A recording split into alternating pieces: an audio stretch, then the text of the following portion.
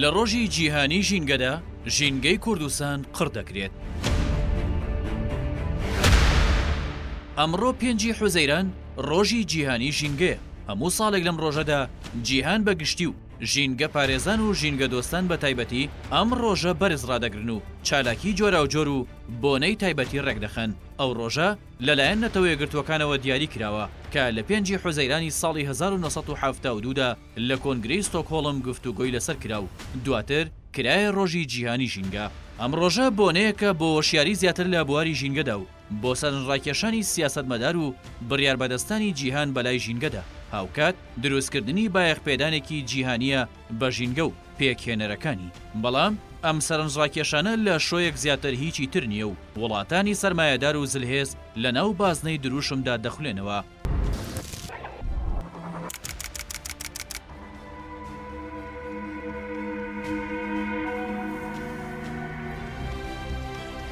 ئاڵانگاریە ژینگەیەکانی جیهان.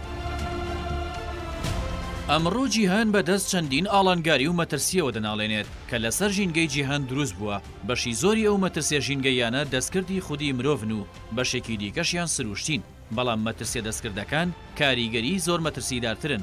بەو پێی گۆڕانکاری ژەهراوی دروست دەکەن و ژینگە دەخەنە دۆخی لەناوبردنەوە. لە ئێستادا هەموو مافە ژینگەیەکانی مرۆڤ لە مەترسیدان کە بریتین لە دەستکەوتی ئاوی خاوێنی خواردنەوە، سیستەمێکی گونجاو بۆ ئاوەڕۆکان، بوونی میکانیزمێک بۆ ڕزگاربووان لە پاشماوە و پاشەڕۆکان، زیادکردنی ڕوبەری سەوزایی، داڕشنەوەی دیزاینی شارەکان، کەمکردنەوەی قەرەباڵخی و پاراستنی زیندە جۆرەکان، هەڵگرتنەوەی مینی چێنراو. ئەمانە لە مافە بنچینەیەکانی مرۆڤن کە ئەمڕۆ هەر خودی مرۆڤ دەستی لە وێرانکردنیدا هەیە. بەڵام پێویستی بە چەندین بەرنامە و پلانی زانستی هەیە بۆ ڕاگرتنی ئەو وێرانکاریە. ئەمەش پێویستی بە ئیرادەیەکی بەهێزی سیاسی و ئیدارەیەکی زانستیانەی ژینگەیی هەیە تا دروشمەکان ببنە کردار و بەکردەوە ژینگە لەو مەترسیانەی ڕوبەڕووی بوونەتەوە بپارێزێت. یەکێک لە هۆکارەکانی بەردەوامی مەترسیەکان لە سەر ژینگەی جیهان پابەندنەبوونی وڵاتان و کۆمپانیا و گروپ و ڕێکخراوە جیاوازەکانە بەڕێکەوتنامە نێودەوڵەتیەکانەوە بۆ کەمکردنەوەی مەترسیەکان و پاراستنی زیاتری ژینگە. بۆیە هەوڵەکانی وڵاتانی زلهێز بۆ بەرگرتن بە کارەساتە ژینگەیەکان شکستیان هێناوە. هاوکات ناوەندە ئەتۆمیەکان، کارگە پیشەسازیەکان، کارگە کیمیاییەکان و کارگەکانی دیکەی بوارە جۆرە و جۆرەکان، ئامێرە فێنکەرەوە و گەرمکەرەوەکان، ئامرازەکانی گواستنەوە وەک فڕۆکە و ئۆتۆمبیل و شەمەندەفەر و میترۆ و ماتۆرسکیلەکان، ئامێرەکانی بەرەمێنانی کارەبا، گواستنەوەی بەرەمەکانی نەوت و پترۆکیمیاییەکان، پیسبوونی دەریا و زەریاکان، جەنگ و ململانێ سیاسی و سەربازیەکان، پاژماوەکانی مرۆڤ و سەدان هۆکاری دیکە ئەو مەترسیانن ئەمڕۆ هەڕەشە لە زەوی و ژینگەکە دەکەن. کوردستان لە ڕۆژی جیهانی ژینگەدا.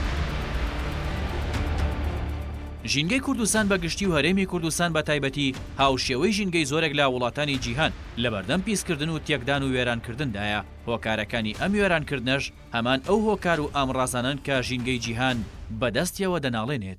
زۆری ژمارەی ئۆتۆمبیل، مۆلی داهلیەکان، ئامێرەکانی فێنکەرەوە و گەرمکەرەوە، مادە پلاستیکیەکان و پاژماوەکانی خۆڵ و خاشاک، پاژماوەی نەخۆشخانەکان، پیسکردنی ژینگە، کەمی ڕێژەی سەوزایی و نەبوونی هۆشیاری ژینگەیی، بێباکی حکوومەت و چەندین هۆکاری دیکەش هەرێمی کوردستانیان خستۆتە بازنەی لە ناوچوونەوە. ڕۆڵ و ئەرکی حکوومەتی هەرێم لە پاراستن و پەرەپێدان بە ژینگەی کوردستان نەکەر لاوازە، بەڵکو لە چەند ڕێگەیەکەوە دەستی هەیە لە پیسبوونی ژینگە. بە نمونەش پاڵاوگەکانی نەوت و بەرەمێنانی کارەبا و کێڵگەکانی نەوت، هەروەها پاکنەکردنەوەی شارەکان و پاراستنی دارستانەکان لە سووتان و لە ناوچوون. ژینگەی کوردستان لە ناو پرۆسەی قەڕکردندا. ئەمڕۆ پێچەوانەی هەموو یاسا و ئەخلاق و بنەما ژینگەیەکان دەوڵەتی داگیرکەری تورک جینۆسایدی ژینگەیی لە سەر باشووری کوردستان بەڕێوە دەبات. بردومان و بەکارهێنانی چەکی کیمیایی و هێرشی زەمینی و بڕینەوە و سووتاندنی دارستانەکان و پاوان و ڕەز و باخی هاوڵاتیان بوونەتە ئامانجی ئەو دەوڵەتە قڕکەرە. بەهۆی ڕاکێشانی ڕێگا بە ناو دارستانەکان سەدان هەزار داری سەوز و دەگمەن و بەتەمەنی لەناو بردووە. بە بردومانە بەردەوامەکانی ئاگری لە سەدان هەزار دۆنم زەوی بەرداوە کە بەهۆیەوە دارستانەکان سوتاون و وشک بوون.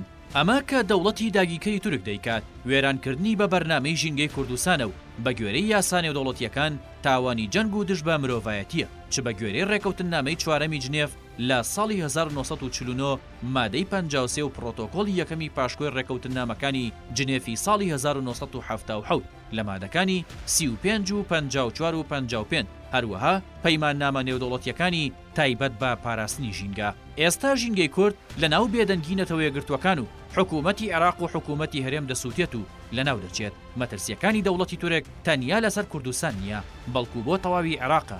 بەو پێی لەلایەک هەرێمی کوردستان بەسیەکانی عێراق دادەنرێت و لەلایەکی دیکەشەوە ئاوی ڕووباری فڕات و دیجلە لە تورکیاوە سەرچاوە دەگرن کە چەندین ساڵە دەوڵەتی تورک وەک کارت و سزا بەرامبەر بە عێراق بەکاری دەهێنێت. ئەمە خەریکە عێراق دەکاتە بیابان بەبێ ئەوەی ئەم دەوڵەتە هیچ کاردانەوەیەکی جددی و چالاکی بەرامبەر ئەو ڕەفتارەی دەوڵەتی تورک هەبێت.